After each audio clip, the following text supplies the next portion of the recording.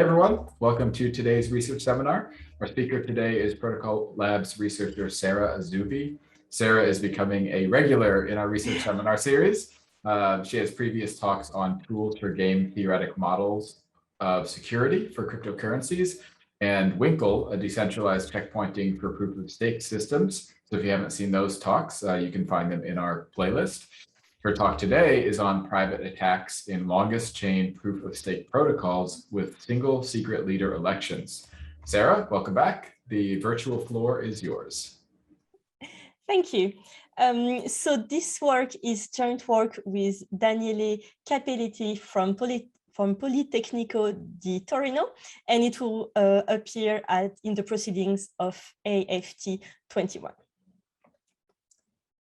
Let me start with a quick introduction of proof of stake.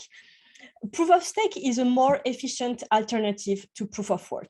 So the idea of proof of stake is that instead of having miner do computational work instead of in order to create blocks, in proof of stake, some validators or miners are going to be randomly elected in order to create a block.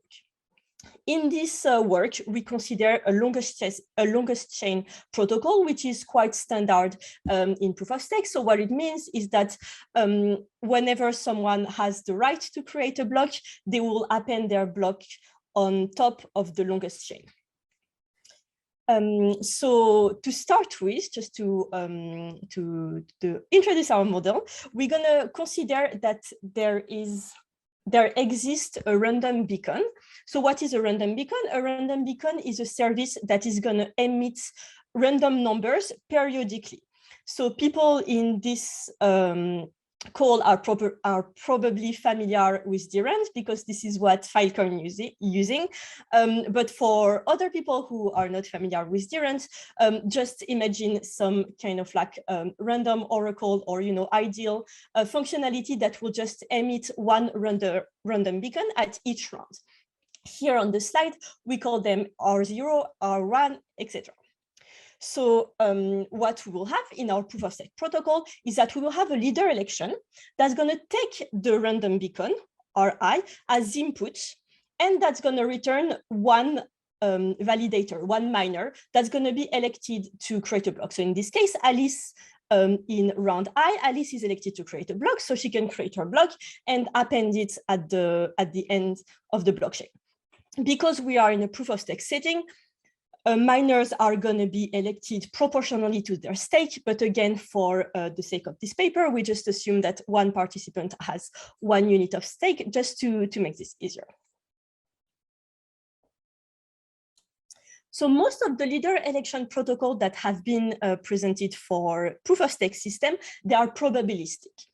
So what this means is that there are going to be one leader that's going to be elected on average.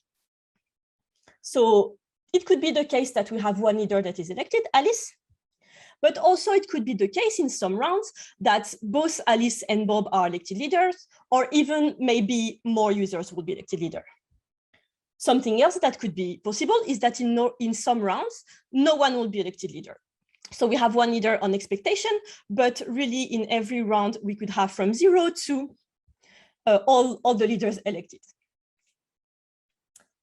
So in proof of stake system, this is problematic because if we have 2 leaders or even more leaders that are elected in one round, then this will lead to forks. So for example, if both Alice and Bob are elected leader in the same round, in round I, then they will both create a block. And then the next miner who is going to be elected in round I+1 will not necessarily know where to mine, which block they should mine on, Alice's block or Bob's block. And even so, if there are multiple leaders for many rounds, this could lead to actually longer forks. So this is actually quite problematic to have more than one leader elected in a round. So for this reason, there is a new cryptographic primitive that has been presented recently that is called single secret leader election. And the idea of this new scheme is exactly the point is exactly to solve the problem that I've just mentioned. Instead of having, like 2 leaders elected in some round and maybe no leader elected in some round, with this type of scheme, there will be exactly 1 leader elected per round. So it will not be probabilistic anymore. It will be with probability one player is elected leader. So this is very nice, because then if we assume an honest setting and a synchronous model, then it means that there can never be any fork. So this is an active, very new, very active area in cryptography. There are new schemes that have been proposed. It is still being widely researched. And the question that we are going to ask for now is, what is the gain in security that this single secret leader election really brings? It is quite intuitive for the reason that I have illustrated before, that it is more secure because there's no natural fork. But as we know, there could be some adversaries, there could be some asynchrony in the network, so we could still have some forks somehow. So what is really the security gain? And it's especially important to manage to quantify this security gain, because as for now, the single secret leader election, they are a bit more complex than the other probabilistic leader election. So it's important to be able to quantify this trade-off. Before moving on, I'm just going to mention one other type of leader election protocol, which has been proposed in Ouroboros, which is a single leader election, but it is not secret.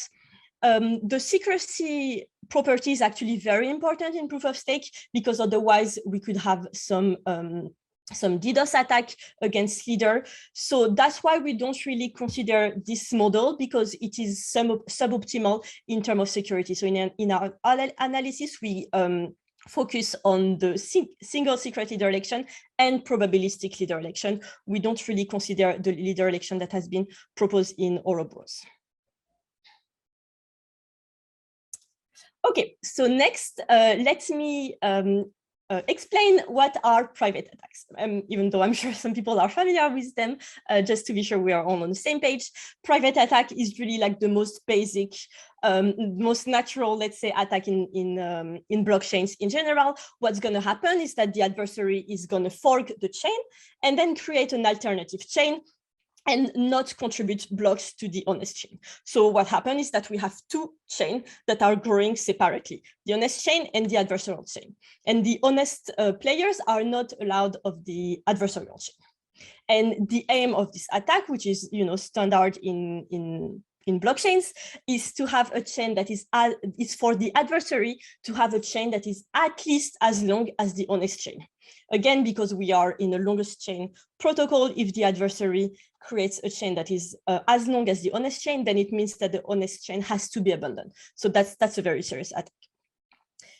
One reason why we focus on this attack and do not consider a general adversary is due to this paper that is called "Everything is a Race and Nakamoto Always Wins" by Amir Dembo and his co-authors. And in this paper, they basically show that private attacks that I've just described are the worst type of attack in longest chain blockchain, whether it is proof of work, proof of stake, or proof of storage. Specifically, what they show is that the security threshold does not take into account other type of attacks. So the security threshold is the same for a general adversary than for a private attack. So they kind of conjecture that private attacks are the worst.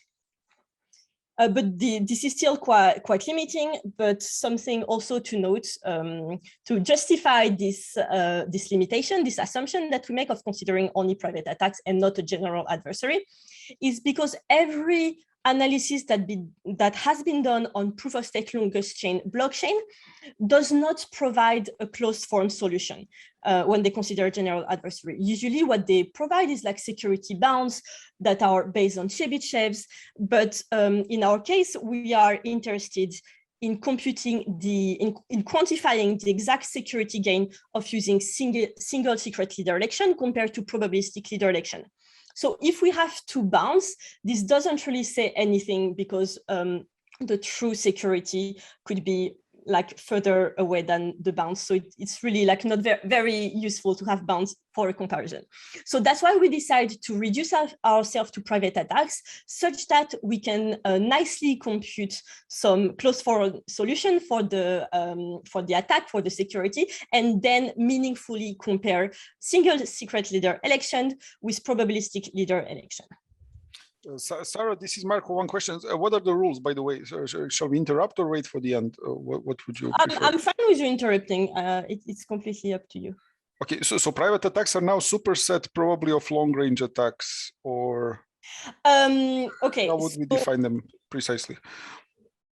Oh no, you mean private attack compared to long-range attacks? Yes, because it seems like if I see this photo and I don't read anything, I see a long-range attack in a sense. Okay. Yeah. No, because the thing is, like, in a long-range attack, the problem usually is that the adversary will have like all of the power, or at least more than 50% of the power in the chain. Whereas in this attack that we consider, the adversary is limited in power. So the adversary has power alpha and try to create like a chain, let's say at the same time as the on chain. So we don't actually consider like long range attacks. We only consider like most basic real-time private attacks. Make sense? Yes, then I'm missing maybe the definition of a private attack, but oh, okay, so that's fine. Let me re-explain it. So private attack, we have like an adversary that has some computational power. So let's say the adversary have a fraction alpha of the total power, while the honest players, they have the rest, so 1 minus alpha. And what's going to happen is just the adversary forks the chain and creates like a parallel chain. So we'll have two chains growing. One chain will be growing with like rates or like power 1 minus alpha, and the other one will be growing with power alpha. So what's going to happen is that, like, okay, jumping ahead, basically. Okay. Makes sense? Fair enough. Okay. Yeah. So I mean, okay, hopefully it will make sense. Otherwise, I can just say, one quick word is that what's going to happen is like, as long as the adversary has less than half of the power, then this attack is not going to be successful, right? Okay, that kind of explains it. Okay. Now that, so yeah, maybe that was the thing. So, but in our case, we are interested in like the quantifying the security. So quantifying, okay, so that's actually my next slide. So let's meet. Okay, so to go back to this, how do we quantify security? So one way to quantify security is through the persistence parameter, which we call K. And what this K is gonna give us is, and also it's parameterized with epsilon. So what we want to have is to have the probability that an adversary wins the private attack for any chain longer than K, which is epsilon. So again, to go back to the previous slides, we had that after some time, an adversary that has less than half of the power will have a decreasing like probability of winning this game. But what we want to do for this paper is to quantify like what is the difference of using both different leader election. So basically quantifying these epsilon persistence parameters. So if we fix epsilon, let's say we take an epsilon that is small enough, what is this K? So how long do we need to wait to ensure that an adversary will never be able to win this attack and will never be able to catch up with the honest chain? Hopefully that makes sense now. Let me know if not, I can go ahead. Go again. Okay, so now let's go and explain the analysis.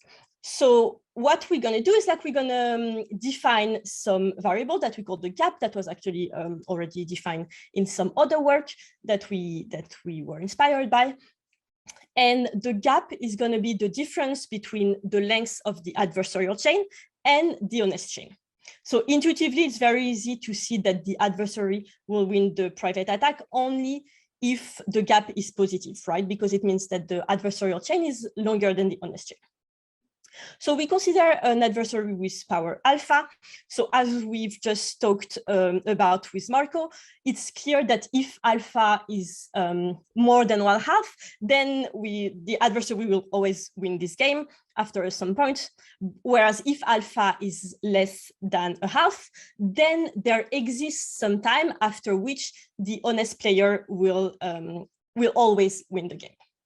So the adversary cannot break the security of the protocol. So we start by considering the single secret leader election, which is noted SSLE here.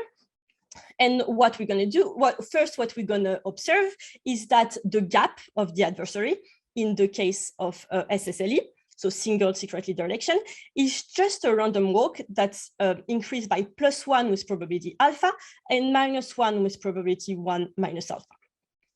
So hopefully this should be kind of like clear, because in this case, so SSLE, we have exactly one leader that is elected per round. So this leader is either adversarial, and then the adversarial chain increased by 1, or honest, and then it means that the honest chain increased by 1. So based on the definition of the gap, it's obvious that this is a random walk. Now, in the case of the probabilistic leader election, as we've said, there could be some cases where no one is elected, or there is at the same time an adversarial and an honest player that are elected. So in that case, what's going to happen is that the gap is going to also be a random walk, but with different probability, and especially there is one probability, with some probability, the random walk is not going to move. So it's going to stay the same, not increase, not decrease. Okay, so now that we have this setup, I'm not going to go into the details of the proof. I don't think that makes sense for this talk, but you see that basically studying those two random walks is going to be enough to perfectly quantify the security of each leader election against private attacks. So this is actually, like quite an easy, let's say straightforward things. Like it's not a model that is too complicated as it would be the case if we were considering a general adversary. So let me first start with just like some results about the expectations of each random walk. So we doing some computation, we can see that the expectations are linear. And again, for alpha less than 1/2, which is what we are interested in, the linear coefficient is negative. So intuitively, we see that the gap, so remember the gap is the difference between the adversarial chain and the honest chain, it's going to increase over time, which is perfect because intuitively what we want is to have the adversarial chain that is as far behind as possible as the honest chain. So the further the gap is, the more blocks the adversary will need to make in order to be able to catch up with the honest chain. So we compute the two coefficients and we see that indeed the coefficient is smaller for SSLE than for the PLE, which is the probabilistic leader election, which makes sense with the intuition that SSLE is more secure than PLE.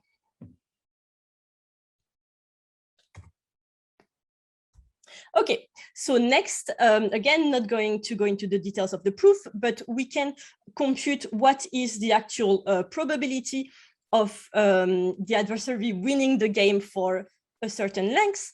And this gives us the graph that is shown in this slide. So let me start with a quick remark. So this graph is for an adversary that has power 33%. Let me just quickly note that the Y scale is logarithmic. So actually, when you see these two lines like growing apart, they are actually very far apart from each other because it's logarithmic. So the difference between SSLE and PLE is more than what it looks like on this graph. That was the point of my remark. We are able to make to compute some numbers. So for example, we can see that the persistent parameters decrease by roughly 25% when using SSLE compared to the probabilistic leader election. So for example, if we consider an epsilon that is 10 to the minus 12, this means that the persistence parameter will drop from 550 to 400. So like that is a gain of like 150 blocks, which is actually a lot. That's really, we were expecting to see that the SSLE will perform better, but I think these results are really like significant. Also, like in the paper, I will invite you to have a look if you want. We computed the same graph for an adversary that has 10% of the power and 49% of the power. And we see that the persistence parameter K decreases by roughly 32% or 70%, depending on the alpha. Also, this persistence parameter, I think like some people call it the finality parameter, just if this helps you understand better. So basically it tells you how long you need to wait in order to be sure that the chain cannot be reversed. So that's our results for SSLE versus PLE in the case of an ideal random beacon. So one problem with this analysis is that if you look at today's proof-of-stake protocol, most of them, they use an internal random beacon and not this ideal random beacon that we have used in the analysis. So for example, let me just simplify it just for the sake of this study. Let's assume that the random beacon I, so in round I, is updated just, by taking the XOR of the random beacon in the previous round and the round number I, and then we're gonna have a deterministic signature by whoever is leader in that round. So this type of random beacons are actually very problematic. That is something that is well known in the proof of stake community. And one attack that exists against them is called grinding. So let me illustrate this. So let's assume that in round I-1, we have this random beacon R I-1. And then in the next round, let's assume that the adversary got lucky. And let me just specify that for now, we are in the case of a probabilistic leader election. Let's say that the adversary got lucky and the adversary got 2 players that were elected leader in the next round. So 2 different players will create 2 different random beacons, right? Because the random beacon uses the secret key of each player. So we could have random beacon R1 or random beacon R2 that the adversary could be able to choose by choosing to reveal player 1 or player 2. Now, what an adversary could also try to do is just ignore the fact that it was elected leader and see what's going to be the new random beacon that's going to be created if there are no blocks created in round I. Remember, it could be the case that no one is elected, like there is no way to know. So in this case, we will end up with three different random beacons. So that's not exactly what we call unbiasable. That's quite biasable. And if you think that the adversary is doing a private chain, then this attack could be carried over and over and over again over many different rounds. So that's actually quite problematic because the number of different random beacons that the adversary will be able to choose is just going to grow exponentially. Now, in the case of a single secret leader election, SSLE, what we're going to have is that it's not possible that 2 leaders are elected in the same round, but it could be possible that no blocks are created in this round. And the reason is like, with SSLE, we have to have 1 leader that is elected, but that leader could be offline. And when we design a protocol, we need to account for the fact that maybe someone is going to be offline. So we need to have a way to skip this round. So basically for SSLE, there are only like two options that are going to be possible. Either the adversary is elected leader, or the adversary decide and publish its block, or the adversary decides to skip this round and see what is going to be the next random beacon. So only 2 options in this case. But again, even if it's only 2 options, if you take that over a private attack that lasts for n round, it's going to be exponential the number of random beacon that the adversary can create. And the more random beacon the adversary is able to create, the more it can get extra lucky. That's the idea, right? If you toss like 5 coins, you're going to be way more likely that if you toss one. Okay, so let me quickly explain what is going to be like how we approach this problem. Again, I'm not going to be going into the details of the proof, but I think like just like the intuition of what tools we are using is going to be interesting, maybe just to know about it. So what we are going to use in order to solve this problem of grinding is branching random walk. So it's another area of probability, which is basically an extension of random walk. So random walk we used in the first part, and now we use this branching random walk. So if you look at this graph, hopefully you can see my mouse. Let's say that we know we start in this position 0. This is where the adversary is going to start the private attack. So what could Sarah, I don't see your mouse. You don't see my mouse. Okay, then I'm just gonna oversee it, but I don't. Okay, I'm just gonna explain then with word. So let's see with the first point, the blue point in position 0, 0. That's where the attack starts. So in the next round, in round 1, so you can see around the x-axis. What's going to happen is like maybe the adversary was elected leader, and then the adversary can create a block, and that would be the green point, or the adversary is not elected leader, and then that will be the blue point, meaning that the blocks, like the chain of the adversary, stays at length 0. Whereas if the adversary creates a block, then the length of the chains of the adversary increase by 1. And then the idea is like for every block that the adversary creates, or for every block that the adversary does not create. So again, if we went to the previous slide, we see that here the adversary could decide to skip a block. So that would be the case where the chain doesn't increase. This will still create an alternative chain, right? Here we have like chain 3 and chain 1. That are 2 alternative chains, one with 1 block and one that has skipped the next round. And the idea is like at every block that the adversary creates, the adversary will have the ability to create more chain. So here, basically, if you take any path that goes through any of the points, that can be a different chain. And this is just to illustrate that the number of chains that the adversary can create is really exponential. So for example, here, the adversary was able to create a chain that has length 5. So that's why it's called a branching random walk, because really we start with like, 1 point, here 1 block, and then we're going to expand it. And instead of having 1 chain that is created, we're going to have multiple chains that are created with different blocks created at each time step.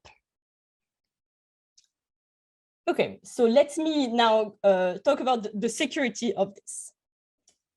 So first, like in the first part, it was obvious that the security threshold was 1/2, right? We even saw it when we computed the expectation of the gap. But in this case, because as I've just shown, the adversary is able to grow multiple chains at the same time using this grinding technique, the adversary could gain an unfair advantage compared to the previous case. So what if the adversary with less than half of the power could still use this technique to gain an advantage and win the game with probability very high, even if it has less than half of the power? So we first ask this question: what is the threshold that is required for the adversary to not win this game after a period long enough? Basically, after what adversary can we tolerate? What is the maximum threshold of power that we can give to the adversary in order to have security? In order to answer this question, we use some results that were found by Biggins. So these results are not at all about proof of stake, but they were computing in the context of random branching work. And what we found is that the security threshold that we can tolerate is 0.26 in the case of public leader election versus 0.36. So really there is 10% points that we gain by using a leader election that is not probabilistic. So again, that's quite high. So we can tolerate a much stronger adversary. And next, we do the same as now that we have, the security threshold. We do the same as what we did before. We compute what is the persistence parameter. Again, now you see the graph for an adversary that has 20% of the power. This is, again, a logarithmic scale. So we see that the difference between the two schemes is really huge. That's very interesting. Again, we were expecting to have one better than the other, but that's really high. For a 20% adversary, that is a decrease of 80% for the persistent parameter, whereas for 10% adversary, that is 70%. So that's quite nice results that we were not expecting to get. Okay, so now let me conclude. So just to recap, what we found is that SSLE improves the security of proof-of-stake longest chain protocol significantly.